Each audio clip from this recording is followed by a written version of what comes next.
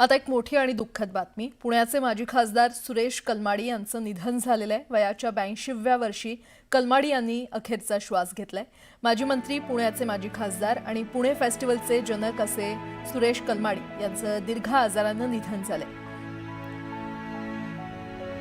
आणि या संदर्भात अधिक माहिती देत आहेत आमचे प्रतिनिधी वैभव सोनावणे आपल्यासोबत जोडले गेलेले आहेत. वैभव, अतिशय दुःखद बातमी, कलमाडी यांचं निधन झालंय, काय अपडेट?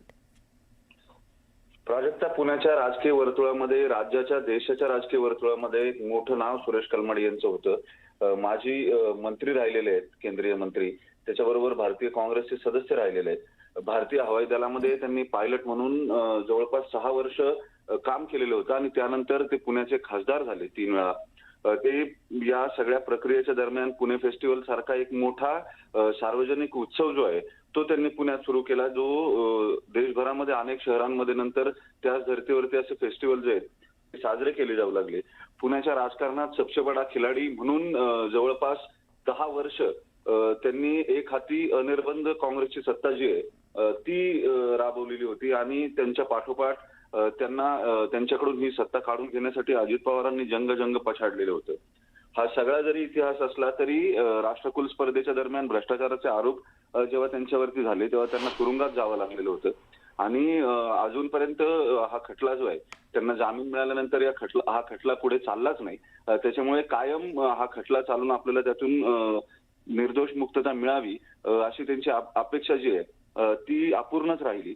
त्यांना भारतीय ऑलिम्पिक असोसिएशनचं अध्यक्षपद सुद्धा त्यांनी भूषवलेलं होतं. या ऑलिम्पिक असोसिएशनचं आजीवन सदस्य म्हणून त्यांची नियुक्ती करण्याचा प्रस्ताव आल्यावरती जोवर आपल्यावरचा खटला जो आहे तो पूर्ण होत नाही आणि आपलं नाव त्यातून निर्दोष मुक्त झाल्याशिवाय आपण हे पद स्वीकारणार नाही अशी त्यांची भूमिका होती. गेले जवळपास 10 वर्ष, आता ते 2012 नंतर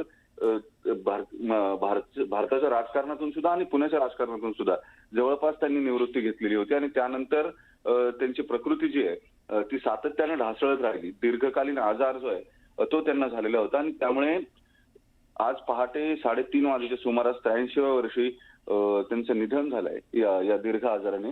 पुण्यातल्या आणि देशभरातल्या अनेक काँग्रेस कार्यकर्त्यांकडून हळहळ व्यक्त केली जाते. एकेकाळी पुण्याच्या राजकारणामध्ये सुरेश कलमाडी हे अंतिम आणि एकमेव नाव समजलं जायचं, ज्या नावाचा जबरदस्त दबदबा होता. एक काळ सुरेश कलमाडी यांनी पुण्याच्या राजकारणामधला गाजवलेला होता. नंतरच्या काळामध्ये मात्र त्यांची स्थिती जी आहे ती अत्यंत वाईट झालेली होती. अतिप्रचंड इव्हेंट मॅनेजमेंट करणं किंवा इव्हेंट ऑर्गनाईज करणं ही सुरेश कलमाडींची खासियत होती.